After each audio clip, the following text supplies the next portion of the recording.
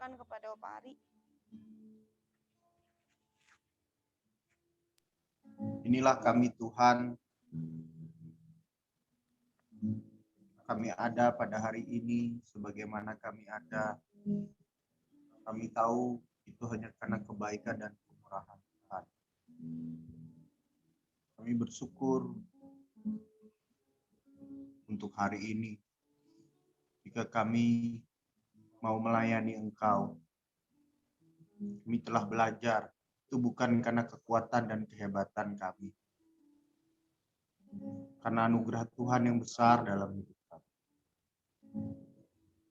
Engkaulah Allah kami yang hidup. Allah yang tidak terbatas hikmat-Nya. Allah yang berkuasa atas kehidupan kami. Dan Allah yang terus memampukan kami selama hidup kami. Kami ingin melayani Engkau Tuhan seumur hidup kami. Dan sekarang Bapa, kami akan membaca bagian dari firman-Mu. Biarlah firman-Mu yang hidup ini menegur, firman-Mu yang hidup ini mengajar, firman yang hidup ini menyatakan kesalahan kami, dan firman yang hidup ini memperbaiki kelakuan kami. Sehingga hidup kami benar di hadapan Tuhan. Dan hidup kami hanya untuk kemuliaan Tuhan. Karena semuanya dari Tuhan, oleh Tuhan, dan untuk Tuhan. Bagi Tuhanlah kemuliaan sampai selama-lamanya. Kami siap untuk membaca firman. Haleluya. Amin. Oke. Selamat pagi semuanya. Selamat pagi yang baik yang ada di sini dan yang ada di online. Selamat pagi juga Pak Pendeta Rudi. Kita akan mencoba membaca bagian dari firman Tuhan. Melanjutkan pembacaan firman Tuhan kita yang kemarin, yaitu dari Roma pasal yang ke-12. Kemarin sudah membacakan ayat 1 sampai dengan ayat yang ke-8. Sekarang kita akan melanjutkan pembacaan kita dari Roma pasal yang ke-12 ayat 9 sampai dengan ayat yang ke-21. Opa akan membacakan ayat yang pertama, kemudian dilanjutkan oleh Nopi ayat yang ke-10 dan Rosi ayat yang ke-11, demikian seterusnya. Nasihat untuk hidup dalam kasih. Hendaklah kasih itu jangan pura-pura. Jauhilah yang jahat dan lakukanlah yang baik.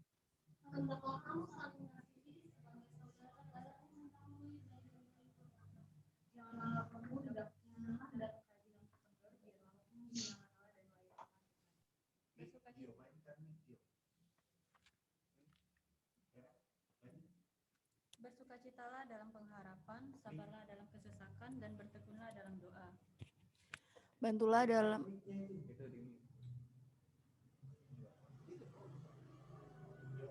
Bantulah dalam kekurangan orang-orang kudus dan usahakanlah dirimu untuk selalu memberikan tumpangan.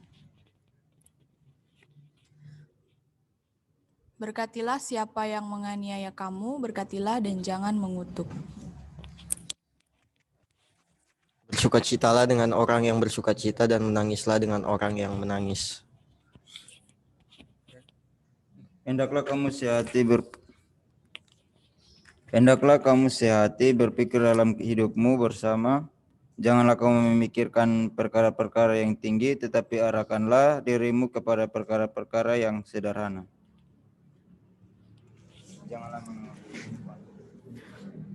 Janganlah membalas kejahatan dengan kejahatan. Lakukan apa yang baik bagi semua orang. Sedapat-dapatnya, kalau hal itu bergantung padamu, hiduplah dalam perdamaian dengan semua orang. Saudara-saudaraku yang kekasih, janganlah kamu sendiri menuntut pembalasan, tetapi berilah tempat kepada murka Allah, sebab ada tertulis, pembalasan itu adalah hakku, akulah yang akan menuntut pembalasan, firman Tuhan.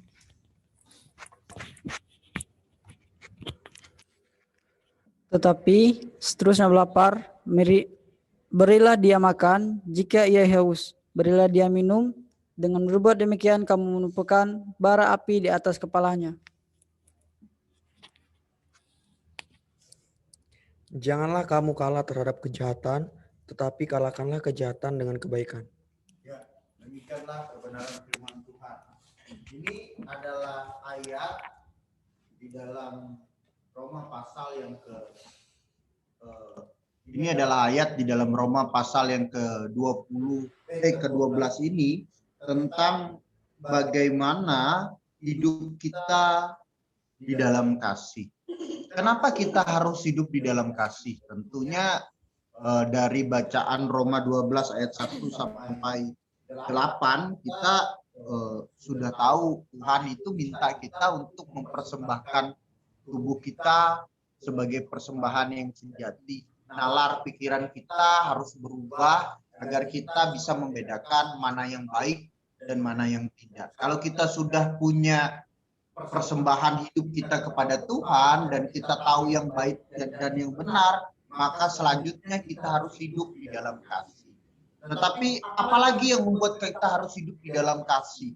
Karena di ayat-ayat sebelumnya kita tahu bahwa sebetulnya kita ini adalah orang-orang yang tidak layak. Tetapi karena anugerah Tuhan dalam hidup kita, harusnya si Nopi ini harus dihukum. Tetapi karena anugerah Tuhan dalam hidupnya, dia diselamatkan oleh Tuhan. Harusnya kita ini adalah orang-orang yang bagian dari orang-orang yang tidak diselamatkan. Tetapi karena anugerah Tuhan kita bisa selamat. Dan Tuhan Yesus sudah untuk menebus kita semua. Nah, oleh sebab itulah kita harus hidup di dalam. Jadi kekristenan itu berbeda dengan agama-agama yang lain. Kenapa? Karena kekristenan hidup di dalam kasih, punya dasar yang kuat, punya dasar yang tidak bergantung pada perbuatan orang kepada kita, punya dasar yang tidak bergantung kepada situasi dan kondisi kita, punya dasar yang tidak bergantung daripada apa yang diperbuat orang kepada kita. Tapi dasarnya adalah karena dari Tuhan itu sudah menjadi manusia, diam di antara kita, dan bukan hanya itu saja, dia juga mati buat kita di atas kayu salib. Setelah dia mati karena dia Tuhan, dia bangkit pada hari yang ketiga. Dan dia betul-betul adalah Tuhan yang menyelamatkan kita. Jadi dasar iman Kristen itu, perlakuan orang-orang Kristen itu, respon orang-orang Kristen itu bukan seperti yang ada yang dimiliki oleh orang-orang dunia. Tolong dimutakan itu video. Punya jadi tidak mantul. Ini harusnya tidak harus diulang-ulang terus. Oke. Nah, itu tidak akan bergantung dari apa kata orang, sama dengan hati kita. Harusnya sudah tidak bergantung lagi dari respon orang, dari kondisi kita, dan dari segalanya.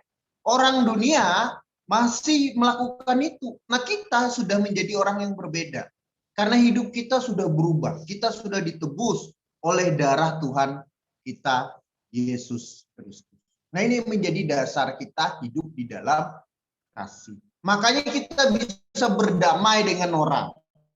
Kenapa kita berdamai? Karena seluruh dosa kita itu sudah ditanggung Yesus di atas kayu salib. Kenapa saya tidak mau menasihati dia? Kenapa saya tidak mau mengasihi dia? Kenapa? Karena Tuhan yang lebih dulu mengasihi saya. Siapapun mau dia pukul saya misalkan, saya harus tetap mengasihi dia. Karena perlakuan kita kepada Tuhan itu jauh melebihi apa yang kita alami sekarang. Opa selalu ingat tentang apa yang Opa lakukan pada masa-masa lalu, karena terlalu jelas, jejaknya itu terlalu jelas. Kalau jejak dosa itu ibaratnya itu terlalu jelas. Banyak saksi hidup yang melihat Opa berbuat dosa, terang-terangan yang tidak benar di hadapan Tuhan. Kalau Opa melihat itu, Opa melihat begitu jelas kasih Tuhan dalam hidup Opa. Harusnya orang seperti Opa ini tidak layak. Harusnya orang seperti Opa ini tidak layak diampuni. Kenapa tidak layak diampuni? Karena terlalu banyak dosanya. Karena terlalu banyak perbuatannya yang tidak menyenangkan Tuhan. Manusia aja tidak senang dulu sama Opa, apalagi Tuhan, kira-kira begitulah. Tapi itulah Tuhan kita. Tuhan itu begitu baik, sehingga dia tetap mengasihi Opa, walaupun Opa berbuat dosa. Walaupun Opa berbuat salah, dia tetap mengasihi dan menyelamatkan Opa. Nah, dasar inilah yang menjadi dasar Opa. Sehingga Opa mau melayani Tuhan.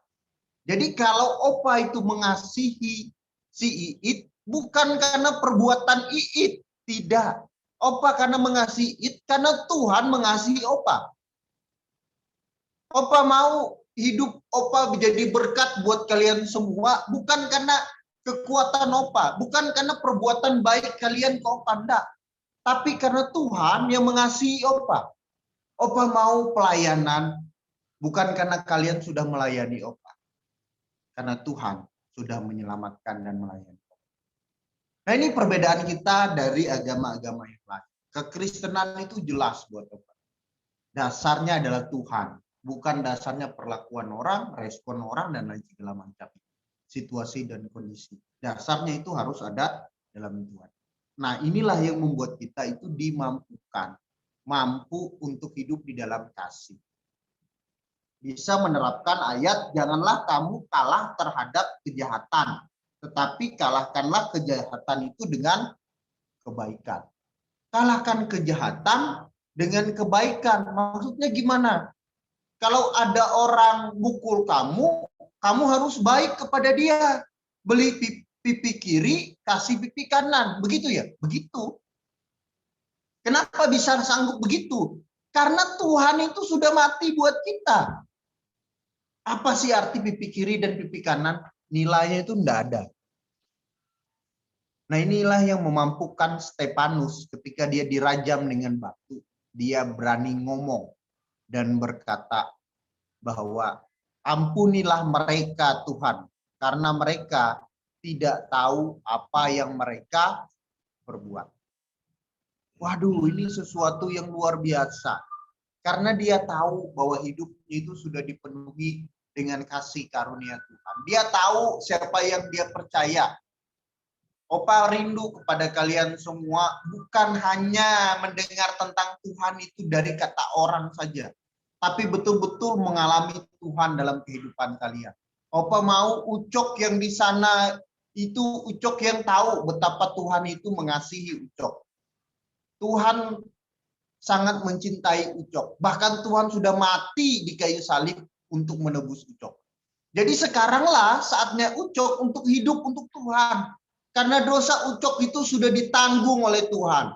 Beban Ucok itu sudah ditanggung oleh Tuhan di atas kayu salib. Itulah yang menjadi alasan kita hidup untuk Tuhan. Orang dunia selalu berbeda caranya. Kalau kamu baik sama saya baik sama kamu. Kalau kamu jahat sama saya jahat sama kamu. Selalu begitu. Selalu begitu cara dunia. Orang Kristen, orang yang mengerti kebenaran ini, kamu pukul saya akan beri pipi kanan saya kepada kamu. Kenapa? Saya ingin menunjukkan kalau pukulanmu itu tuh tidak ada artinya buat saya. Orang pikir kan kalau mukul itu puas, bisa nyiksa orang. Enggak, itu enggak ada. Enggak ada artinya. Di sini dijelaskan. Kalau ada orang yang berbuat jahat kepada kamu, kamu harus berbuat baik kepada dia, menaruh bara di atas kepala. Dipikir kalau kamu dipukul tuh kamu akan menderita kesakitan, enggak, malah bersuka cita. Nah, inilah jalan kita masuk untuk memberitakan Yesus sebagai Tuhan. Nah, ini yang harus kita jalani dalam hidup kita. Dasarnya dulu ini apa nih? Perubahan paradigma yang kita miliki ini apa? Kenapa kita harus mengasihi orang lain? Kenapa kita harus berbuat baik sama orang lain? Dasarnya tuh ada. Dan dasarnya itu adalah Kristus. Karena Yesus sudah lebih dahulu mengasihani saya. Yesus sudah lebih dahulu menyelamatkan saya. Kalau suatu saat Iit punya utang 1 triliun, dia enggak bisa sanggup bayar, karena dia punya utang 1 triliun, dia harus dimasukkan ke dalam penjara. Hukumannya 20 tahun penjara. Umur Iit sudah 80 tahun.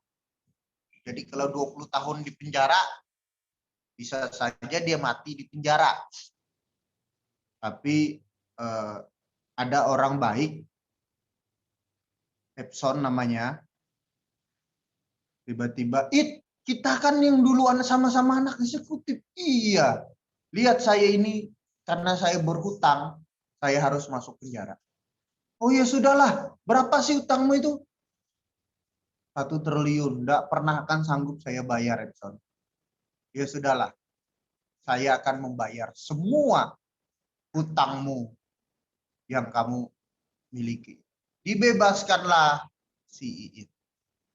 Sekarang kalau si Iit, kata si Epson, tolong dong bantu saya untuk melakukan tugas ngambil mobil saya di Jakarta sekarang. Kira-kira mau enggak Iit? Hanya ngambil mobil, enggak ada artinya dengan uang Epson yang sudah keluar 1 triliun loh. Pasti dia mau lah. Tapi dia mau itu ngambil mobil itu bukan karena dia ingin mengganti hutangnya sama Epson. Enggak mungkin. Itu hanya bentuk terima kasih dia aja. Demikianlah hidup kita. Kita berbuat baik itu bukan karena kita mau menggantikan kebaikan Tuhan yang sudah Tuhan berikan. Tidak ada artinya. Kita berbuat baik karena sebagai bentuk kita menghargai Tuhan. Karena Tuhan menginginkan kita berbuat baik. Masa kalau Epson, It, tolong dong It, saya ini sedang kekurangan. Sekarang gantian. It yang jadi orang kaya, Epson jadi orang miskin sekarang. Saya kekurangan buat beli susu anak saya 100.000. Kamu bantu enggak? Kalau kamu punya duit, bantu enggak itu? Alah 100.000 kata It. Nih Epson nih loh dulu 1 triliun dia keluarin buat saya. Oke, sudah. Kamu bantu ya. Sekarang misalkan kata Epson, It, tolong dong bantu si Ruth Wesley. Dia itu sepatunya hilang sebelah. Dia harus ganti sepatu. Saya ini di Amerika, It. Beri uang dia 200.000 untuk beli sepatu. Kamu mau enggak itu? Kalau kamu punya duit. Kenapa kamu mau? Iya, punya uang. Terus, kenapa kamu mau melakukannya? Karena orang punya uang belum tentu dia mau melakukannya.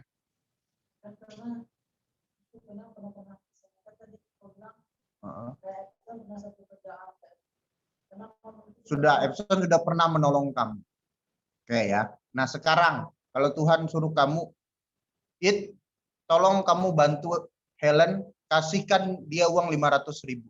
Mau enggak kamu? Kenapa? Iya, kamu kan ada duit tadi aku bilang. Mau enggak? Kenapa? Ini terlepas konteks dari Epson tadi loh ya. Ini sekarang yang real. Kamu ada duit, kamu mau enggak kasih Helen 500?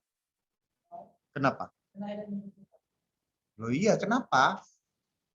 Kan yang membutuhkan banyak, bukan hanya Helen toh. Di dunia ini kan banyak. Hah? Kan dia enggak minta. Kan apa bilang Tuhan yang ngomong ke kamu, It, kasih Helen 500.000. Kenapa?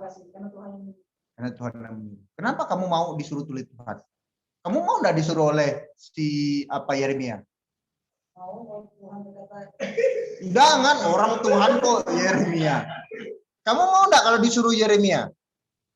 Disuruh apa? Loh, kasih duit 500.000. Hah? Benar kamu mau? Hah? Yeremia ini orang jahat loh. Mau enggak?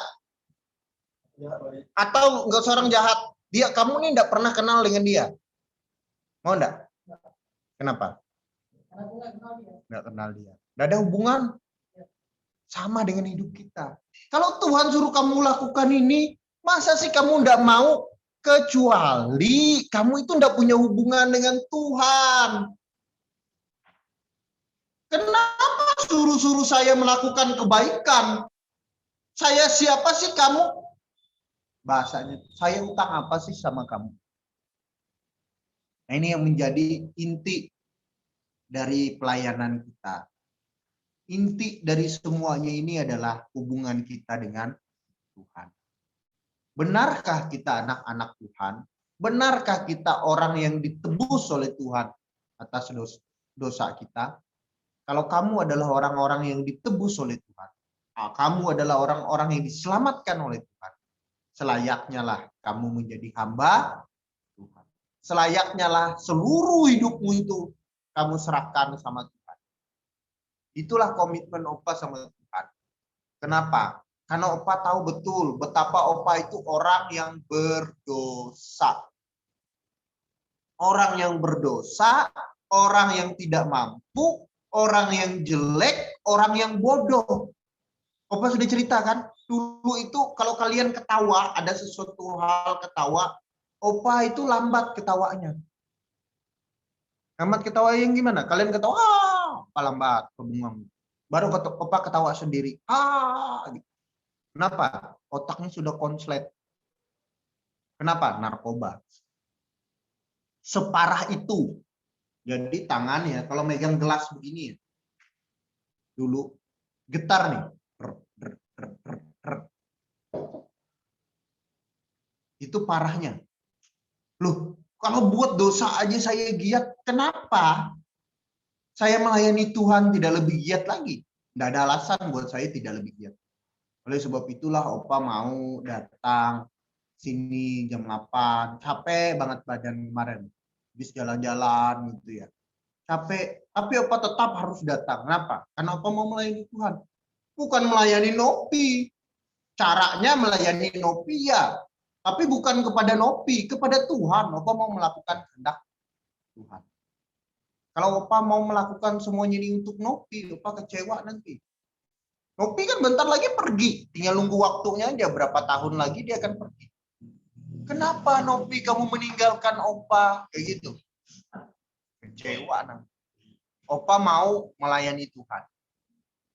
Kalau Tuhan yang Opa layani, mau kamu pergi kah, mau kamu kabur kah, itu urusanmu sama Tuhan.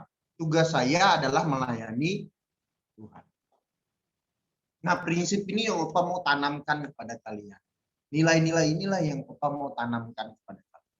Jadi kita bisa hidup di dalam kasih, kita bisa memberkati orang lain, bukan karena orang itu sudah memberkati kita, tapi karena Tuhan yang besar itu sudah memberkati kita. Yang harusnya kita dihukum karena dosa-dosa kita, sekarang Tuhan selamatkan kita. Yang harusnya bangsa kita, bangsa Indonesia ini tidak ada orang yang diselamatkan, tapi karena kemurahan dan kasih Tuhan, dia menyelamatkan bangsa kita. Dia menyelamatkan orang-orang pilihan yang ada di dalamnya. Siapakah orang-orang pilihan itu? Ada Ruth Wesley, ada Opa Gio, ada Keke, ada semua yang ada di sini. Itu iman Opa. Sehingga tidak ada alasan kita untuk melakukan sesuatu yang berlawanan dengan kehendak Tuhan. Kita harus mempersembahkan hidup. Berarti kita harus hidup sempurna. Enggak. Opa enggak ngomong begitu. Tapi kita harus berupaya untuk hidup benar ya dapat. Percayalah, Tuhan yang akan memampukan kita. Kita enggak mampu. Milikilah iman yang seperti itu. Mari kita berupaya untuk hidup. Opa sendiri pun bisa sering jatuh kok. Kalau Opa aja bisa jatuh, apalagi kalian. Oleh sebab itu yuk kita berjuang. Caranya apa? Dengan persekutuan seperti ini. Caranya apa? Agar kita tetap terjaga. Dengan baca Alkitab. Caranya apa? Dengan memuji Tuhan. Persekutuan ini, ibadah hanya alat Tuhan. Hanya alat untuk kita bisa bersekutu dengan Tuhan. Jadi ibadah itu bukan tujuan. Baca Alkitab itu bukan tujuan. Bersekutu itu bukan tujuan. Tujuannya adalah bersama-sama dengan Tuhan, membangun hubungan dengan Tuhan. Betapa bahayanya masyarakat zaman sekarang. Tujuannya ibadah. Jadi kalau tujuannya ibadah, asal datang ibadah aja, datang ke gedung gereja, sudah selesai. Nah, ibadah itu hanya alat dan sarana untuk kita datang kepada Tuhan. Oleh sebab itulah kita harus kudus. Semuanya itu hanya sarana. Unaki ini adalah sarana Tuhan untuk kita bisa bersekutu dengan Dia, untuk kita bisa memuji Dia, dan untuk kemuliaan Dia. Opari juga adalah sarana Tuhan untuk bisa memuji Dia, memuliakan Dia, meninggikan Dia. Jangan pikir Helen itu bukan sarananya Tuhan, bukan alatnya Tuhan. Kita ini alat Tuhan untuk kemuliaan namanya. Jadi tujuan utamanya itu adalah untuk kemuliaan namanya. Kamu diselamatkan itu bukan tujuan. Tujuan utamanya agar nama Tuhan yang dimuliakan. Karena betapa berbahayanya kalau kamu bilang Tuhan itu mau menyelamatkan kamu. Itu tujuannya. Enggak. Iya, kamu diselamatkan, tapi tujuan akhirnya adalah untuk kemuliaan nama Tuhan. Caranya lewat penyelamatan dalam kehidupan. Nah, dasar inilah yang harus kita ketahui.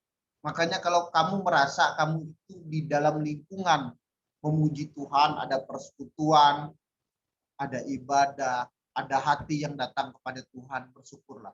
Meskipun kamu dalam masalah saat ini, meskipun kamu dalam kesulitan saat ini. Percayalah, Allah kita Allah yang besar, Allah yang mampu, dan Allah yang sanggup untuk memberkati kita. Bukan karena kuat dan gagah kita, tapi karena kebaikan Tuhan yang nyata dalam hidup kita. Mari kita berdoa. Bapa di surga, terima kasih untuk kebenaran firman-Mu. Mampukan kami anak-anak-Mu hidup di dalam kasih Tuhan. Ketika ada orang yang berbuat jahat kepada kami malah memberkati dia dan menyerahkan hidup kami kepada Tuhan. Karena kami tahu kejahatan yang dilakukan oleh manusia, kejahatan yang dilakukan oleh dunia, tidak ada apa-apanya dibandingkan kasih Tuhan. Siapakah yang bisa memisahkan kami dari kasih Tuhan? Kelaparan, penindasan, kekurangan tidak akan. Kami percaya Tuhan kami itu Tuhan yang besar, Tuhan yang sanggup, Tuhan yang bisa, bahkan Tuhan yang mampu memberkati kami. Biarlah pengajaran ini hanya kemuliaan bagi nama Bapa saja. Menyerahkan kampus kami Unaki ke dalam tangan Tuhan, di mana Unaki menjadi alat Tuhan untuk bisa membentuk kami memuji dan memuliakan nama Tuhan. Minta tolong Tuhan berkati rektor dan seluruh staf, berkati juga Pak Handoko sebagai ketua yayasan dan seluruh keluarga dan tim The Great Commission. Tuhan berkati, terkhususnya anak-anak-Mu yang ada di Semarang, anak-anak-Mu yang ada di luar Semarang, Tuhan. Minta pertolongan, perlindungan-Mu Tuhan atas hidup mereka. Mereka yang ada di kos, mereka yang ada di rumah, mereka yang ada dimanapun Tuhan. Tuhan tahu apa yang terjadi dalam kehidupan mereka. Tapi pada saat ini kami meminta perlindungan Tuhan, agar Tuhan yang memampukan mereka untuk hidup benar dan mengarahkan hidup mereka kepada Tuhan. Kami manusia yang terbatas Tuhan. Kami tidak mampu mengontrol mereka dimanapun mereka berada.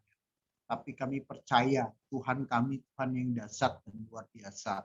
Yang tidak terbatas oleh ruang dan waktu. Yang mampu dan sanggup untuk menjaga seluruh anak-anak. Kami menyerahkan semuanya ke dalam tangan Tuhan. Hidup kami ini Tuhan dan pekerjaan kami hari ini biarlah jadi atas nama Tuhan kami Yesus Kristus. Berdoa dan mengucap syukur atas hari ini. Amin. Amin. Oke, terima kasih atas partisipasinya. Ada Maksi, ada Agnes, ada Rus Astuti, ada Uco. Maksi di mana ya? Maksi? Maksi? Oh, Maksi ada urusan tadi Opa bentar Opa. Dipanggil sama Kak Monik. Maksi lagi dipanggil sama Kak Monik Opa, ada urusan sama tamu tadi di depan. Oh iya, iya. Oke. Grace. Boleh sehat. Ya, Opa minta tolong Ucok jaga perilaku, jaga sikap, belajar dewasa, anak kecil lagi belajar dewasa. Ya, jadi orang karena semakin hari kita ini semakin tua bukan semakin muda. Agnes terus kuat. Agnes kalau ada harus ngomong, jangan mendam sendiri sakitnya. Itu ada Ruth Astuti, itu omamu itu. Jadi kamu ngomong sama dia. Ya gitu ya. Ruth, man Ruth. Ya, kamu yang paling senior di situ. Kamu yang jadi oma di situ. Kamu harus bertanggung jawab dengan Ucok, jawab dengan Agnes, ya. Selamat bekerja ya, Don berkati Pak. Arigatou gozaimasu. Wow.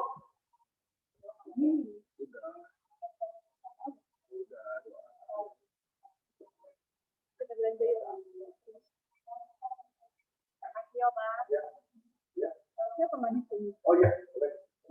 Nah, itu